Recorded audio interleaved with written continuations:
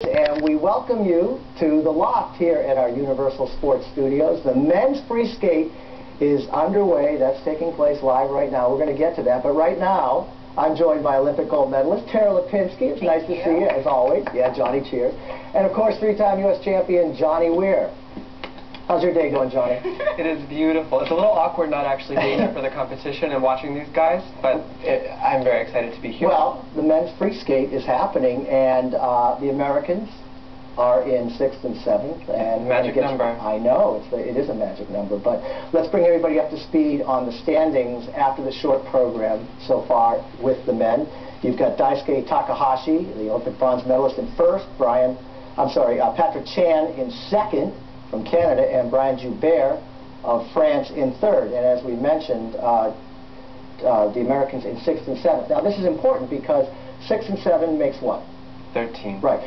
What placements do we need to have to make a full team for next year? Your two added placements need to be 13 or less, the total of those two numbers. So if you're 5th and 8th, it's 13. If you're 4th and 9th, I mean, you see the pattern here. So the Americans... math.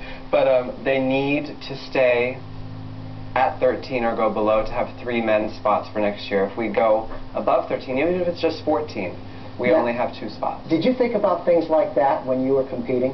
Absolutely not, unless I was watching a competition on television, like last year at the World Championships. I was watching, praying that the Americans did well enough to get us 3 spots in the Olympic Games.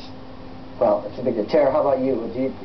I really didn't focus on that. It was so much about my skating that I didn't really think about that. Although when I was in Edmonton and I was 23rd, I was probably a huge disappointment. I know, yeah, it was. I mean, you were 10 points over on your own. Yeah. Well, there's no way. It's true. Right now, Daisuke Takahashi, he's the guy in first place at this point. Talking about possibly a quad toe or a quad flip in the free skate. That's crazy. That's insanity. I want him to do it. I mean, my groin hurts just thinking about that right now. the tightness of the squeezing of the legs to rotate that fast on a flip, it's insane. It's insane. But I mean, what Daisuke can rely on today is the fact that he is the complete skater. He's interesting to watch. He has interesting costumes, beautiful music. The choreography is very... He's not just doing a quad. Eccentric. Exactly. He's not only doing a quad. He can fall and still win. I mean, it depends on how everyone else does. I mean, I'm really pulling for Brian Joubert today because I felt like in the short program, both Brian and Jeremy were punished for having poor performances at the Olympic Games with their point totals.